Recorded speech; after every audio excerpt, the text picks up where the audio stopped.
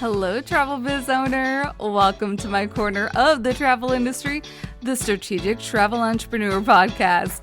If you're ready to have fun, be inspired, get clarity, and take action in your travel business, then you're in the right place. Let's jump in. Hello, everyone. Welcome to another episode of the Strategic Travel Entrepreneur Podcast. I love that word, and it trips me up quite frequently, but that's what makes the podcast the podcast. If you're new around here, my name is Rita M. Perez. If you haven't already, please do subscribe to the podcast because I give not only myself, but also the guests that I have on the podcast give like really practical, tangible, down to earth tips when it comes to growing your travel business. And if you are a travel agency owner, regardless of if you have ICs underneath you, this is the right place for you. So, welcome, welcome. I am so excited to bring on one of my internet turned real life friends now. Her name is Bianca. She's the founder of This Latina Travels. I feel like I connected with Bianca somewhere a couple years ago on Instagram, and then we met in real life at WITS, the Women in Travel Summit, and we've just been like nerding out and like just in communication, anything business, some things a little bit travel. So I'm so excited to have her here. She's more on the creator side of things. And why I brought her on is because I feel like this is where we can use improvement when it comes to the travel agency side of things in being better storytellers with our content. So if that's not something that naturally comes to you, I know Bianca and I were just chatting about a really simple framework that she's created to hopefully help you start brainstorming and thinking about better ideas for your content. So without further ado, welcome, Bianca. Thank you so much for having me, Rita. I am so excited to be here to have this conversation, but more so to share the space with you and your community. You are such a joy. So I'm so happy we got Oh, to meet finally I in real know. life. I know. And then just chat about all the different things and how we can collaborate within this industry because there's so many of us that do so many different things and that can support so many different areas of the industry, especially travel agency owners. So I feel like your story is somewhat similar to my own, similar but different. And I feel like a lot of travel agency owners are going to relate and how you kind of became full time within the travel industry. So, what were you doing before you went full time with this Latina Travels? How did this Latina Travel kind of the brainstorm kind of start to be, and what do you do? Yeah, so my background is in public health. So I have over 15 years of public health experience. I got my bachelor's in science and then my master's in public health, and I worked with two federal agencies. So CDC, the Centers for Disease Control and Prevention, and HRSA, the Health Resource Service Administration branch. And last year, my position was one of the many positions that were let go because of this stupid rift and all the stuff that's happening with our government. And I Mm-hmm. decided, you know what? Instead of going back and trying to find a public health job, I'm going to go all in Heck to a yeah. business that I have been so passionate about. I actually started this Latina Travels back in 2021 Okay. when we all can remember was one of the heavy years of the pandemic. So I started it because it was my mental health escape from reality. So I was in the forefront working with CDC during the pandemic. So I was Mm-hmm. literally boots on the ground working 80-hour weeks. So I needed an escape from reality, something that was not COVID related. And so that's literally how it started. I was like, I want to do something that's not work related. I love to travel. I want to share my stories with more women who look like me, not only to empower them, but to make sure that they know that we can go to all these places. Heck And so, yeah. literally, what started as kind of like a passion project ended up becoming my full-time business. And now I can proudly say, I am here running this, going to different conferences as speakers. I have a full storefront. I work with universities such as Penn State, and I bring students here to Puerto Rico, where I reside. And we build like these authentic programs that not only educate these students and they do community service, but even more importantly, people from La Isla here in Puerto Rico are getting paid, right? I'm working with Yeah, businesses that are local. So it's just been a beautiful transition. Also very hard. I mean, as we all know, entrepreneurship is not for the weak. It is not for the definitely weak. not. And so there's some days where I feel alone. There's some days where I have no clue how I'm doing this. And then there are some days where I'm like, damn, I missed my six-figure salary. But I also know that I'm living in my purpose. And for the first time in a long time, I'm choosing myself first. So, Yeah. yeah, so I'm really happy just to be here and to be able to share this space and my story. Love, love. Now, mentioning La Isla and your passion, I know that you have a passion for dogs and our little satitos that are in Puerto Rico. So I don't think a lot of travel advisors know about the programs, like the angel programs. So before you even like get to like storytelling and marketing, I feel like this is such an important like service that like not only travel advisors who might be visiting the island, but like if they have clients that might be visiting the island and kind of like want to pay it forward, doing some volunteer service, bringing some shelter dogs back to their permanent home in the States. Can you just explain a little bit about that? Because I know you work closely with those.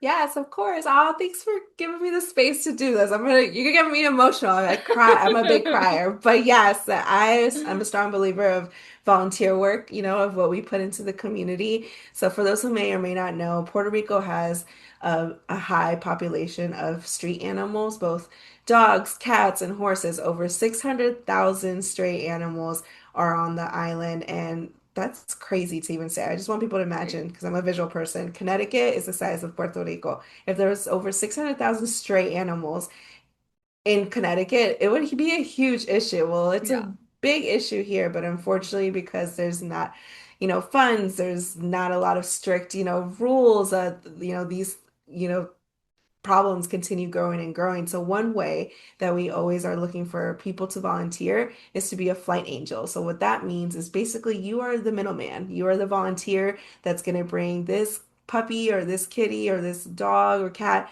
to the States, and we just need you to be able to do it. And the shelter here partners up with you, so they pay for the animal fee. They bring you the animal to the airport. You just have to be willing to be like that person to transport them, and when you get to the airport of your home destination, someone will come and pick it up. Because Mhm. basically, what the shelters here in the island work, they work with the state shelters because there's just not enough, people here that Yeah. are adopting. And so they have a higher probability of getting adopted or finding their forever home in the States. And so that's basically what the Flight Angels program is. Because I also realize and acknowledge that when people are on vacation, they probably don't want to do community service.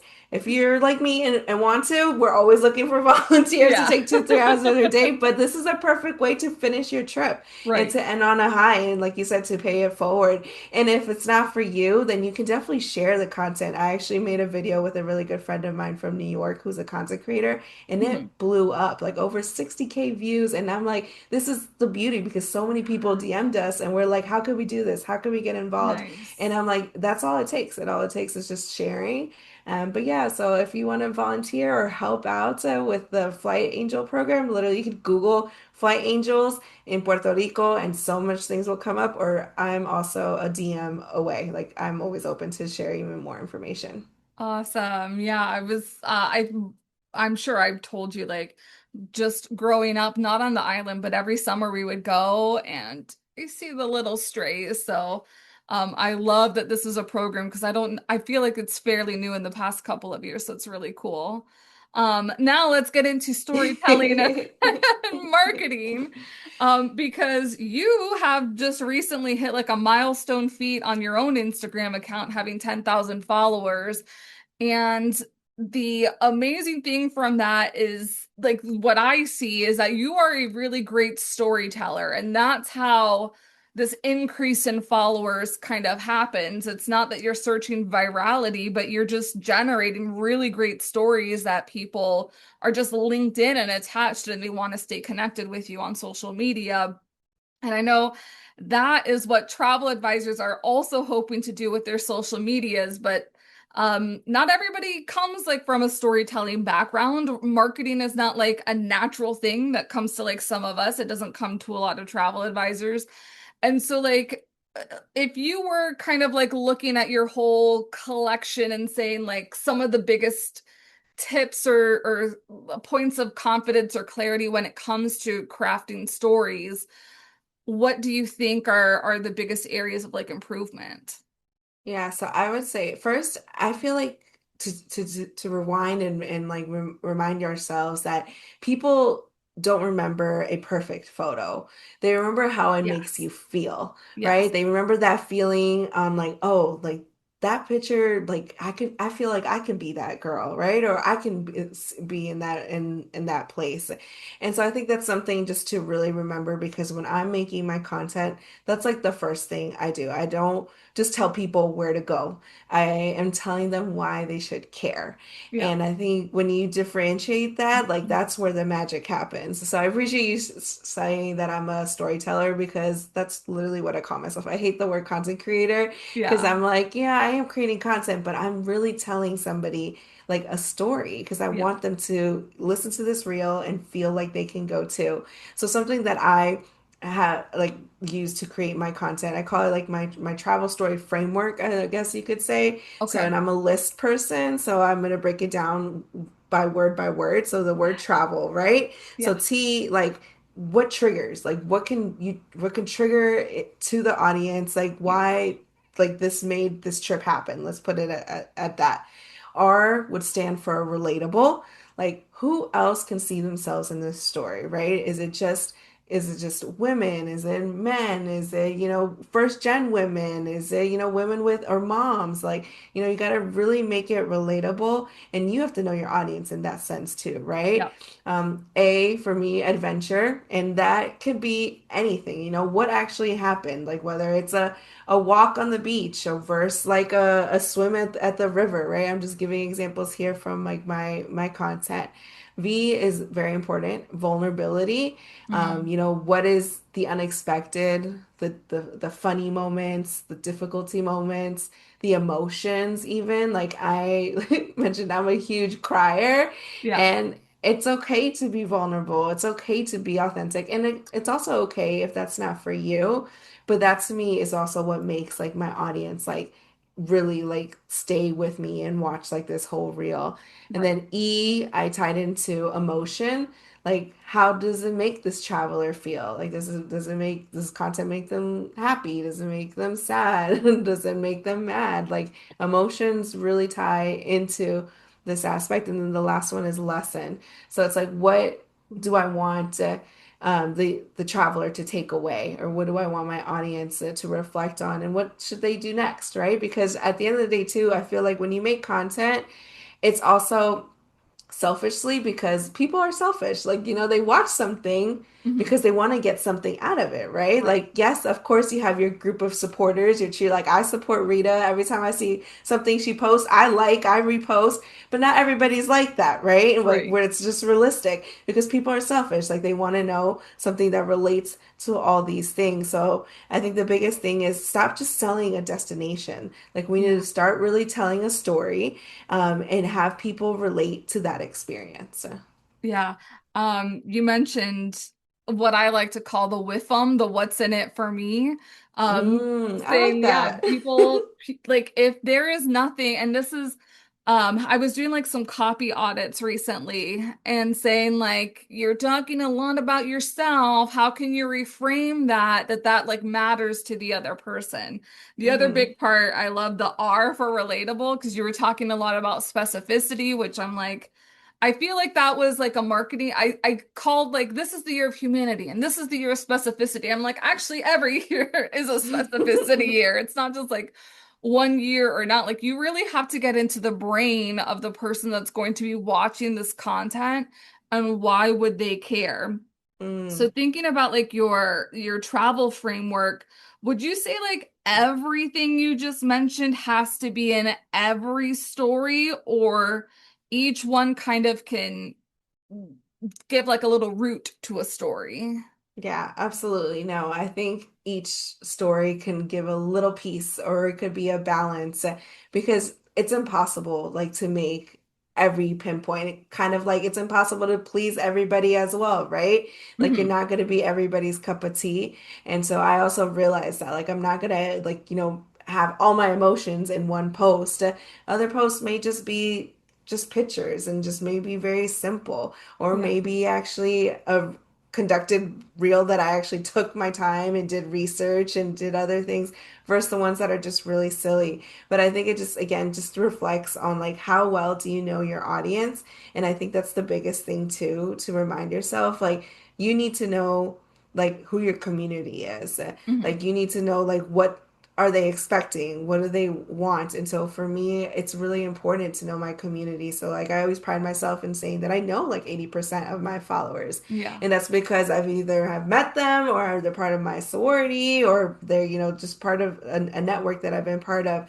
But I know like what they're looking for. And Hmm. so making sure that like my content tailors to also their needs, I think is key. And you can do that by so many tools. Like we live in times where like literally on your story, you can put poll questions, right? Hmm. You can put questions. If you have an email listserv, like you can ask them like for more even feedback in there. So it's like really tailoring in a way to your audience, but also reminding yourself, okay, these are like my value points. Do I have to use them all? No, but you should have at least a little bit of them in some Hmm. of your posts, if that makes sense. Yeah. Thinking about, I feel like a lot of your reels have such great hooks to like really capture people in. And I'm thinking about some of like your Tennessee content from around like that Wits time that I was like, I would have never cared about this had you not angled it like a certain Mhm. way. Do you have any pointers for kind of like when you're thinking about like that first initial like 2 seconds that you need to grab Mhm. people? How like how to write a really great hook. Yeah. I think my first thing that I think about is like we have such short, brain stems, right? Or whatever Yeah. that word is. Like, so I'm like always like, okay, like what can I tell somebody first that will make them like stay? And Yeah. so that is how first I frame it. But then second, it's like, okay, well, every travel story comes with a good beginning, middle, and transformation. And so Yeah. I try to put my hook to match like whatever the full story will be. Okay. So sometimes like I'll just like literally just come up like it'll just come up to me, but then I also think about like, okay, what does my audience want to see? And I know like for a fact, like my audiences are they're foodies. They Hmm. like culture education. They like new like experiences. My audience is mostly 30 to 40-year-old women who are looking to go to a speakeasy versus going to the club. So Yeah. it's like I have like those like pinpoints of like I know like what they're looking for. So I think like when I do think of hooks, like one, of course, I do research it, and I think that we should all like Mm. see like what is already like kind of trending in that location, kind of already like the thing. To kind of also like one, not mimic because you don't want to just mimic, but I also think too, like we shouldn't like just compare ourselves because if Right. some travel content creator is doing this doesn't mean that like yours isn't going to be like the same or it's going to be different. Like we all bring something I think completely different to the table. And so I Yeah. think that's how I, at least when I start like whatever my videos or whatever reels I'm doing, like I'm doing like my research on whatever is going on in that situation, but then I just remind myself, all right, what should be like my beginning, what should be my middle, and then what is the end of the transformation that I want to get. Okay. I love that and I appreciate like you adding in like the framework almost. Like how are you gonna because I feel like that's the hard part. Like how do you structure a story for some people? And if Hmm. it's not like this is what happened in the beginning and then this and then I ended my day with this, like if it's just like a Hmm. moment in that day, how do you frame that up? Is there a recent story of where maybe you thought like one of the stories that you put on social media was going to do so well and it flopped on you? Oh, there's always so many stories. Yes, there's so many. I'm trying to think of one that's just recent. It's probably a Puerto Rico one, which I'm always like so surprised. Yeah, so I'll just, well, I guess it wasn't such a big flop, but I do consider it I don't know. Well, that's the other thing. It's like, what do you consider a flop, right? Yeah, Like, do you yeah. consider one that like didn't go quote viral? So this hacienda that I went to recently, like I thought I did the story completely. Like I was like, oh, okay. Like again, a beginning, middle, and transformation. But I didn't get as much like reshares as I thought I would or that have been in my past. And so maybe again, it's just like the algorithm. I always tell people Mhm. like it's not you. Sometimes it really is just these algorithms. Like you Yeah, just can't depend on social media. And that's another thing of why I'm really, adamant about like, yeah, social media is a powerful tool. And clearly you and I use it for our businesses, but it's not the end all be all, right? And yeah. so I'm just like, okay, well, I did everything right. I had a good hook, I had a good storytelling, like everything flowed. Like I just don't know why it didn't blow up. And then there's also the possibilities that it's just not, the right timing. Like I do believe also like videos come up later.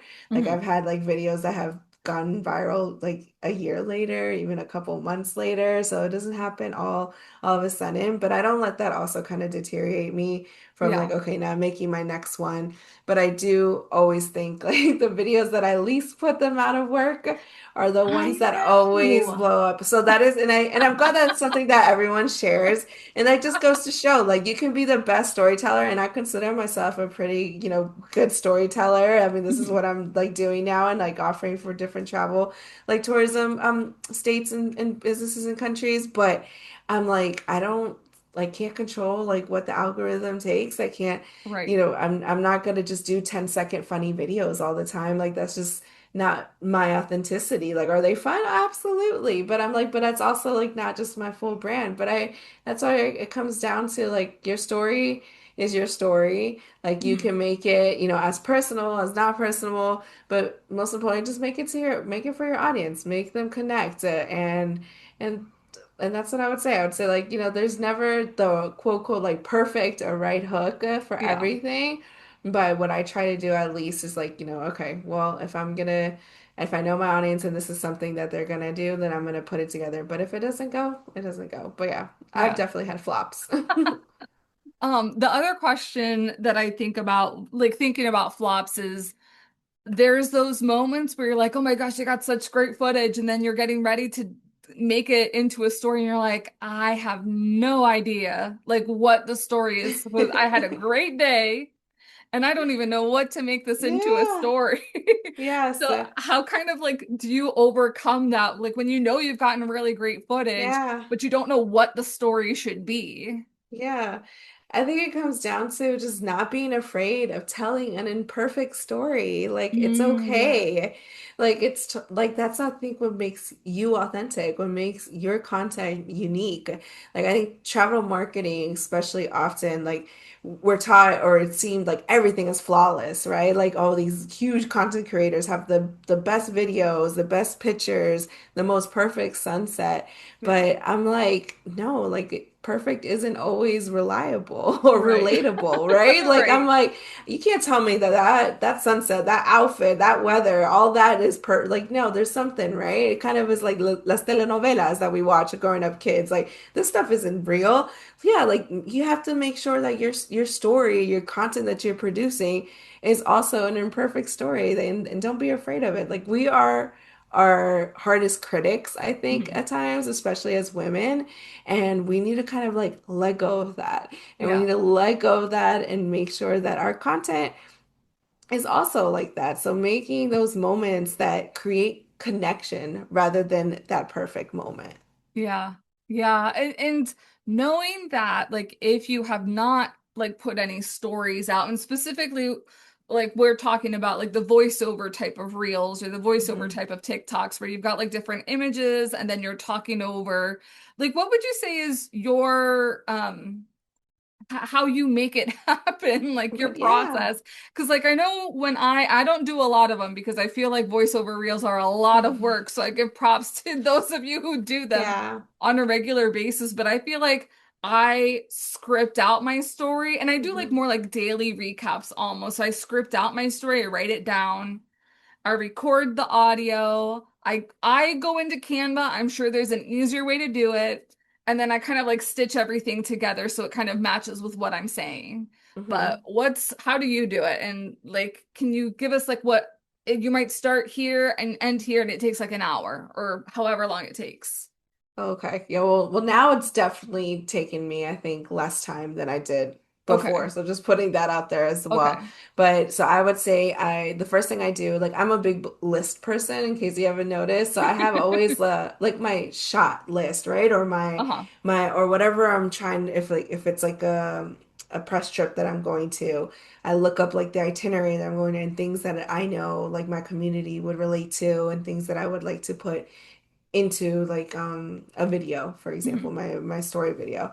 And so then from there, so I'm mostly on Instagram, so I use the edits app, because Okay. I know that Instagram also works with edits, and it has proven, like there's articles out there and stuff, so videos that are edited on edits Mm. gets more showing on Instagram. Int- And that's only because that's their partner, and that makes sense, right? Like, okay, like Yeah. I'm editing here, of course I'm going to promote their stuff more. So that's also a caveat in case I didn't know about this until a couple of months ago. I was like, wait, what? And they're like, yeah, like you didn't know edit videos get more like algorithm stuff than videos edited in a different platform. And that totally makes sense. So for me, edits has been like my tool of just putting everything in there. So then we'll rewind. Before I put videos into the edits app, I make an album on my phone, right? Like I'm like, okay, these are the videos that I would Okay. want to put. And I'm a big DJI girly, so I do a lot of content Mm. now on my Osmo Pocket 3. So, Okay. and that's really easy to, download from the app to my phone. And so from there, like that's where I'll make like the video clips, or I'll like put like, okay, these are all the video clips I want to put. And then I put that into edits. And then from edits is where I like reduce them, I ordered them, I do whatever. And then that's where I'll do my script. And so my script usually, my voiceover script like will entail of any research that I've done, any, must things that I must say. And so I usually have a list of like things that I want to make sure that I cover. But that is what I think is the hardest part for me because I Yeah. am a perfectionist.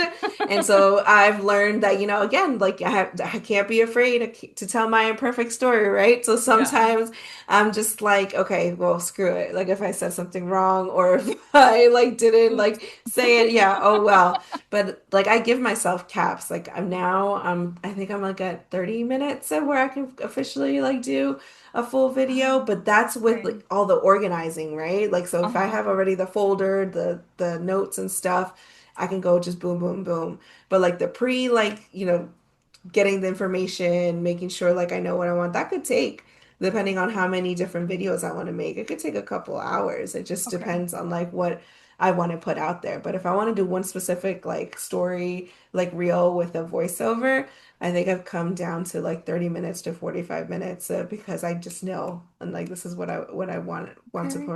to put out. Nice. And so is that like do you even do your voiceover in edits too? I do. Yep. Okay. Yep. Now, do you just like put the clips together and then put the voiceover, or are you like nitpicky like I kind of am and I'm like, no, this clip goes here, this clip goes there.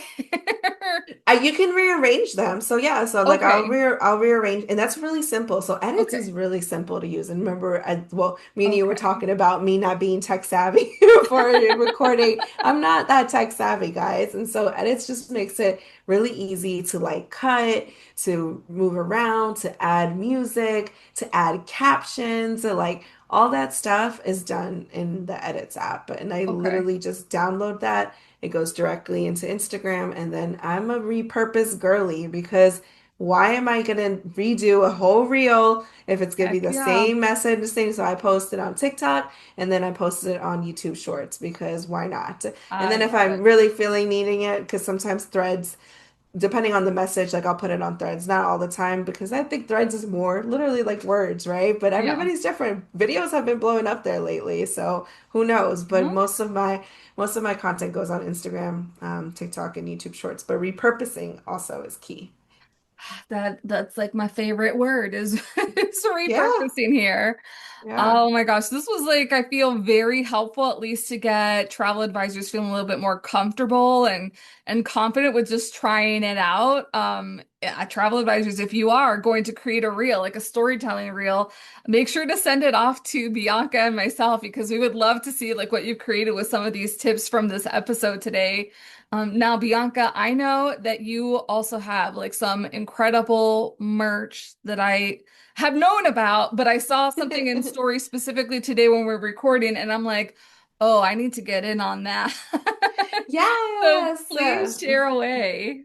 Yeah, so I have a merch store. So I sell merchandise with my beautiful logo called This Latina Travels. So I have shirts, hats, totes, stickers. I love stickers. So you'll see me rocking my stickers everywhere, and I take them and I post them all over the world. So it's really cool because I'll get messages from people and they'll be like, "Oh my God, I'm here in Iceland and I see your sticker." Nice. So if you love stickers, if you love just merchandise or even travel guides, I have digital products.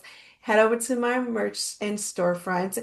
If you're listening, you get a discount for your first purchase. You can use the word podcast, and it should be a 20% off. But yeah, support this, growing business. I love merchandise, and I just want to stay connected. So just come on over and just follow me on This Latina Travels.